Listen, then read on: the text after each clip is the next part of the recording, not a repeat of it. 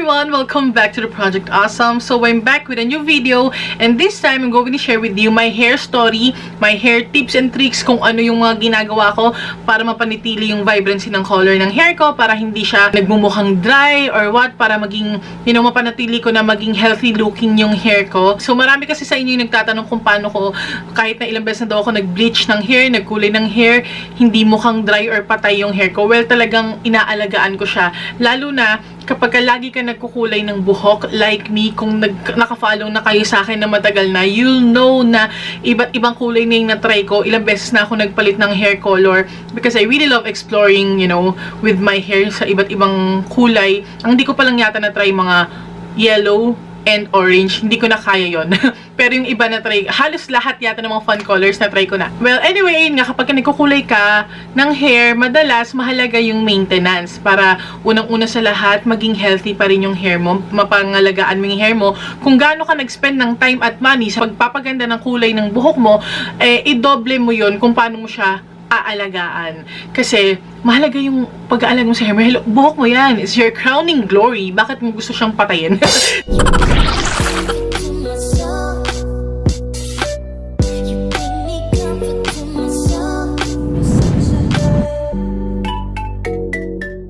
So, unang gusto ko sa inyong i-remind or ipaalala na kung gusto niyo magkulay ng buhok ninyo, hindi mag-show up yung mga fun colors kung hindi bleached yung hair nyo. Yes, it's very necessary na mag-bleach kayo ng hair. Kasi pagka nag-bleach kayo ng hair, of course, light yung base nyo, mag-show up doon yung kulay nyo. Like pag nagbe-makeup tayo, diba? Kung gusto natin mag-appear na vibrant yung eyeshadow na gagamitin natin, let's say we want to use yellow eyeshadow, lalagyan natin yan ng light na base, let's say white eye pencil, tapos papatungan natin ng yellow, mas nag-a-appear yung kulay. So, ganun din sa hair. Kailangan nyo siyang i-bleach. So, recently ang ginamit ko, yung Monea. Ito yung last na bleaching powder na ginamit ko. This is the Monea Highlights Pro. Okay siya, kasi for me, hindi siya ganun katapang. Ilang minutes pa lang kasi, nalalighten niya na yung hair mo, nabibleach niya na. So, hindi mo na kailangan ibabad ng bongga sa hair mo yung bleach. So, kailangan lang, pagka nagbe-bleach kayo, abangan ninyo, lagi kayong tumingin sa salamin kung na-achieve nyo na ba yung pagka-light na gusto nyo ng pagka-blonde. Yun, pwede nyo na siyang i-wash off. Usually, 30 minutes, i-wash off na siya. Pag more than 30 minutes, hindi ko sinasuggest yun kasi kung DIY kasi baka yun, maluto ng sobra yung hair nyo. So, lagi nyong abangan sa mirror. So, of course, kailangan yung haluan ng oxidizing lotion to. Ito yung itsura niya nung nag-retouch ako ng roots ko nun. Ayan, diba? Nakita nyo, parang platinum blonde na yung hair ko doon. Kasi ilang beses na akong nag-bleach ng hair kasi nga ilang beses na akong nagpalit-palit ng kulay. Pero since bleach na yung baba na part ng hair ko, nire-retouch ko na lang yung roots ko. So, kagaya niya, nung nag-bleach ako dyan, that was last October 2017. Last year lang. Yung roots ko na lang yung niretouch ko nun para lang magpantay yung kulay. Tapos, hindi pa ako ulit nag-bleach ngayon. Nakita nyo naman, ang haba na ng tinubo ng black roots ko. Kasi natatakot na ako na mag-bleach. Kasi nga ilang beses na akong nag-bleach.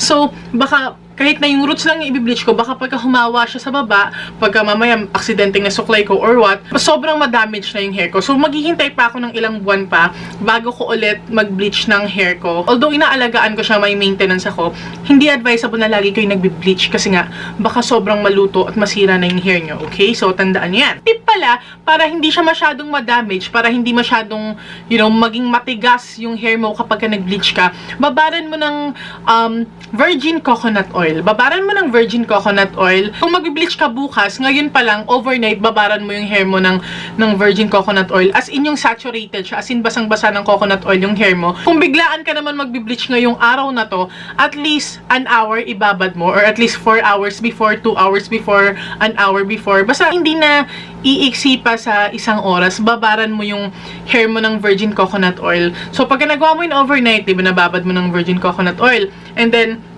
the next day na magbe-bleach ka na, bago mo i-apply yung bleaching solution mo, yung bleaching mixture mo, lagyan mo ulit ng virgin coconut oil. Nakababad sa coconut oil, tapos lalagyan ko pa siya ng more coconut oil bago ko ilagay yung aking, bleaching mixture. Kasi pinoprotektahan niya yung hair niya para hindi ma-damage ng bongga pagka nag-bleach kayo. Ito ang aking tools. Galing to kay Ate Chris Lumagi. Thank you, Ate Chris. Monea bleaching kit. So, So, ito yung bleaching powder. Ito yung oxidizing lotion na 12%. Hi everyone! So, ito na yung na-bleach ko na hair. At kasi parang magsisilbi siyang barrier. Parang magsisilbi siyang hair protectant mo para hindi niya masyadong madamage yung hair mo. Pero, kahit gumamit kayo ng coconut oil, madadamage pa rin yung hair nyo. Basta gumamit kayo ng bleaching solution. Kahit na sino kayo, artista kayo, or what, madadamage yung hair nyo. Talagang magda-dry out siya kapag nag-bleach kayo. Dahil dun sa mga chemicals ng bleaching powder, ng oxidizing lotion, talagang magda-dry out yung hair nyo. So, anong ginagawa ko para maiwasan ko yun? Kasi ako every time na magbe-bleach ako, talagang nagkakaroon din ng breakage. Kasi dahil ilang patong na ng bleach yun, parang nagiging stretchy na siya. Parang nagiging garter na yung strands ng hair mo. Tapos nagkakaroon ng breakage. Sobrang frizzy nung dulo, sobrang dry. Ang ginagawa ko, for the first week na nag-bleach ako, kunya nag-bleach ako ngayon, yung buong first week na yon, binababad ko siya ng conditioner, as in nilulunod ko siya sa hair treatment. Hindi ako nagsha-shampoo ng ilang araw, puro conditioner lang everyday. Kasi nga, pagka nag-shampoo ka, mas madaling mag-dry out yung hair mo. So, iniiwasan ko yung mag-shampoo everyday. Even though I have really oily hair, oily scalp, kasi isang araw lang ako hindi maligo, magiging oily na yung hair ko. So, ang ginagawa ko, binababaran ko muna ng conditioner para lang, alam mo yun, lumambot siya ulit, maging healthy siya ulit, and it works. That works for me. Every day nagko-conditioner ako, and then every other day or every 2 days, nagdi-deep conditioner ako yung mga hair treatment, as in binababad ko sa hair ko yun. And my favorite conditioner, this is my daily conditioner right now. This is the Monea Keratin Daily Hair Conditioner. I really love this. Ito yung tipo ng conditioner na pag ginamit ko siya, ang ganda ng bagsak ng buhok ko. Alam mo yun, basa pa yung buhok ko. Nagsuknay ako, basa pa yung buhok ko.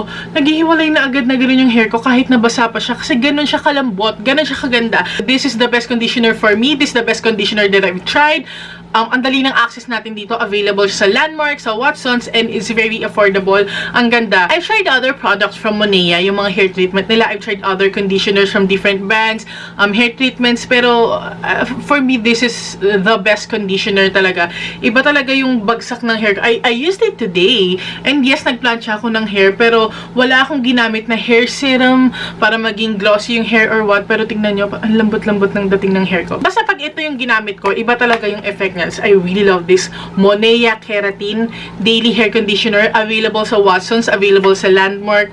Go ahead and try it for yourself para makita nyo. Okay, so isa pang mahalagang tatandaan ninyo na kapag nagkukulay kayo ng hair or nagbe-bleach kayo ng hair, pagka nagbablonde kayo, as time passes by, every time na maliligo kayo, magfe-fade yun, tapos nagiging yellowish or brassy or makalawang yung undertone ng hair mo, yung tone ng hair mo. Parang, di ba, parang pag tinignan mo, parang nagiging makalawang siya. Lalo na pagka pink yung hair ko, like this.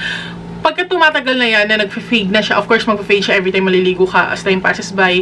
Pero, makikita ko na parang yung pagka-pink niya, medyo may pagka-reddish. Parang ayoko ng ganon. Gusto ko yung nasa blue tone pa rin siya. So, paano mo maiiwasan na maging brassy yung hair mo? We use purple shampoo. Yung purple shampoo, kina-counteract na yung pagka-brassy or pagka-yellowish ng hair mo. Lalo na kapag blonde hair ka, kung lagi kang naka-blonde na hair, tapos gusto mo i-achieve yung mga platinum blonde, kailangan mo ng purple shampoo para ma-maintain yung pagka-ashy ng hair mo. Kasi kung hindi, magiging yellowish talaga yung hair mo pagka gumamit ka lang ng regular shampoo. Ang problema nga lang yung mga purple shampoo, usually they're very pricey. Kaya minsan nagdi-DIY kami ni Queen Bee. Ang ginagawa ni Queen Bee, naglalagay siya ng blue food coloring, hinahalo niya sa conditioner or shampoo niya para lang for that day talagang mawala or mabawasan yung pagka-yellowish ng hair since we always dye our hair.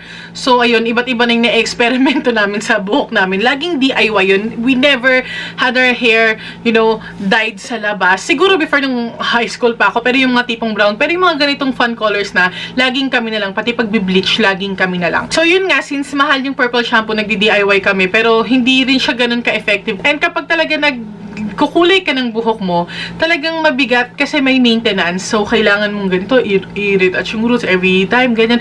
Marami siyang trabaho, marami kang gagawin, and medyo mabigat din sa bulsa since syempre gagastos ka for bleaching your hair, and sa mga products na gamitin mo, sa mga conditioners mo, and all. Tapos, yung purple shampoo pa na yan, which is very essential kapag nagkukulay ka ng hair. Kasi, gustuhin mo ba yung medyo brassy, makalawangin yung dating ng hair mo, di ba? Usually, they're very pricey.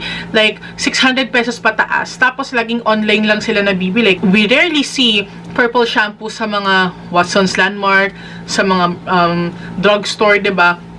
Puro commercial conditioners and shampoo lang ang nakikita natin doon. And then, recently, I discovered this newest product ng Monea. So, this is the Monea Keratin Blondie Shampoo.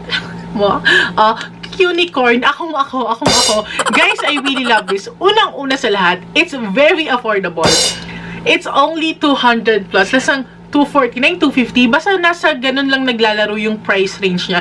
It's not mahal. It's not that pricey for a purple shampoo. And yung 200 plus na yan, 250 ml na agad. Tapos pag nagsha-shampoo naman tayo, hindi naman kailangan marami. Unless mahaba yung hair mo, diba? Tapos since yun, gaya ng sinabi ko sa inyo, since dyed yung hair ko, hindi naman ako araw-araw nagsha-shampoo. So matagal mo tong gagamitin. Like, yung unang bote ko, 2 buwan ko siyang ginamit. Not kidding. 2 buwan ko siya talagang ginamit. Kasi, tipid na tipid talaga. Hanggang ngayon, and this is my second bottle already. Yun, ubos na yung isa. So, kanina, ito na yung ginamit ko, bago na. Ang ganda niya. Nakita niyo naman, pink and purple yung hair ko. Tapos yung, ano na ngayon, March na.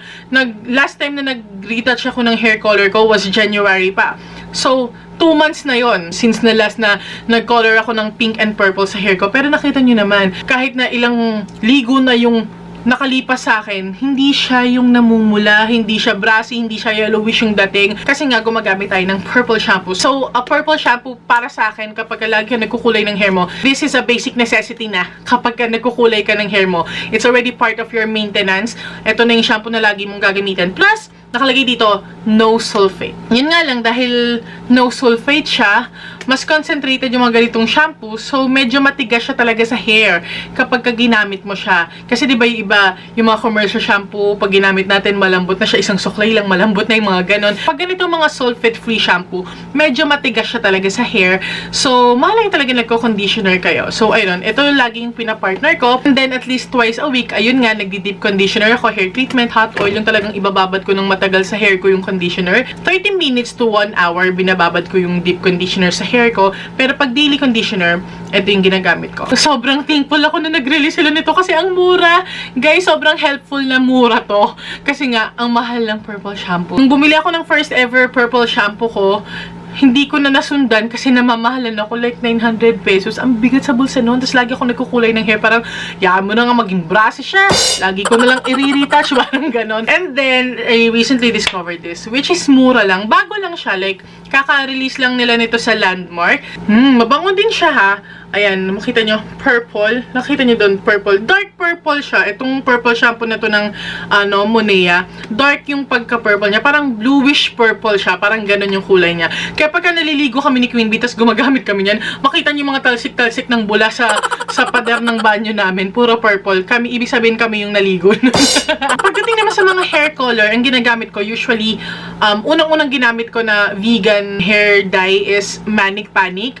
And then, recently, mas ginagamit ko na yung Arctic Fox kasi na-discover ko na mas nagtatagal yung kulay ng Arctic Fox kaysa sa Manic Panic. Hindi na ako ngayon gumagamit ng mga pangkulay yung hinahaluan ng oxidizing lotion. Kasi yung oxidizing lotion talaga yung sumisira ng buhok.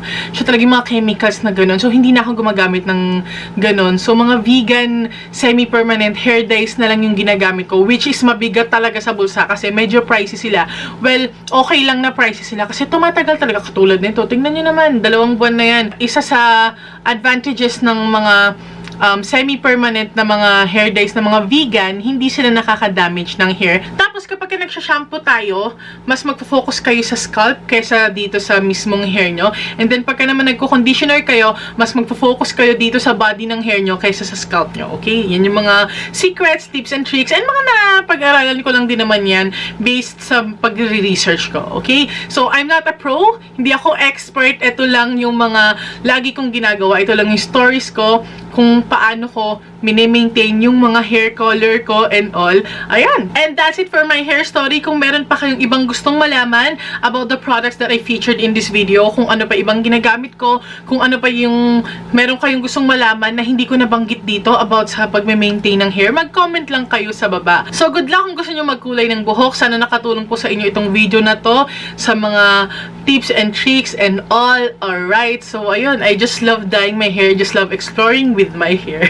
So that's it for this video. Please don't forget to subscribe if you haven't yet for more videos like this, mga tips and tricks, mga product reviews, mga makeup tutorials, vlogs, at kung ano-ano pa. And please don't forget to hit that notification bell para ma-notify kayo sa mga future videos natin, okay?